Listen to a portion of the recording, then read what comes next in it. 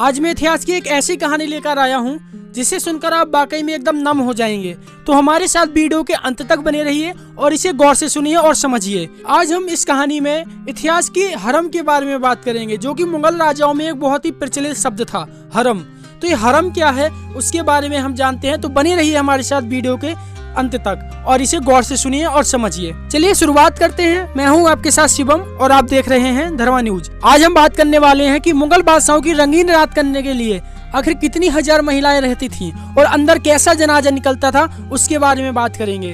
अगर मैं आपको कहूं कि कोई बादशाह इतना रंगीन हो जाए कि अपनी हरम में महिलाओं को बुलाए और बाद में उसकी लाश ही बाहर निकले, तो फिर यह बात सुनकर आप भी चौंक रहे होंगे। लेकिन चौंकिए मत, यह बात 100% सच है, लेकिन बहुत पुरानी है। कुछ शताब्दी पर राजा अकबर का राज था, जिसका जलवा देश ही नहीं बल्कि विदेशों में भी था, जिसका हुक्म हर वर्ग के लोग मानते थे। राजा का महल भी किसी 5 स्टार बिल्डिंग से कम नहीं था। राजा के शौक भी आज के बड़े बड़े नामी लोगों से कम नहीं थे। राजमहल में हरम स्थान की चर्चा और सत्यता किसी से छुपी नहीं है। इस हरम में मखमली 4 खूबसूरत पर्दों से सुसज्जित स्थान हर किसी के लिए चौंकाने वाला था। हरम में हर उम्र की महिलाओं का आना जाना लगा रहता था। यहाँ जब बादशाह एंट्री करता था तो सुंदर सुंदर श्रृंगार की महिलाएं सेवा में लग जाया करती थी। ऐसी स्थिति में राजा की रात बड़ी हसीन बीतती थी। राजा की मर्जी होती थी कि वह रात बिताने के लिए किस महिला को चुने। रानी भी चुपचाप देखती रहती थी। अकबर युग में कई ऐसे शब्द भी थे जिनका अर्थ निकालना आज की पीढ़ी के लिए बहुत ही मुश्किल काम बन जाता है।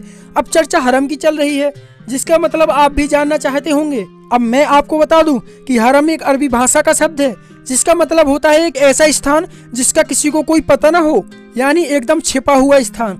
मुगल राज में इस स्थान पर सुंदर सुंदर महिलाओं को लाया जाने लगा था। अपनी किताब आईन-ए-अकबरी में अबुल फजल ने इसके लिए सुस्तान-ए-इकबाल शब्द का प्रयोग किया है।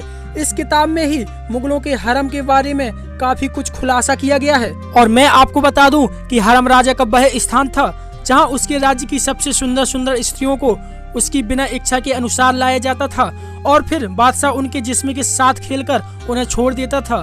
कई तो मर जाती थी और कई जिंदा रहती थी। जो जिंदा रहती थी उनको अकबर अपने राजसीय वेश्यालय में रखता था, फिर जिसका उपयोग अकबर के रिश्तेदार या फिर उसके खास आदमी करते थे।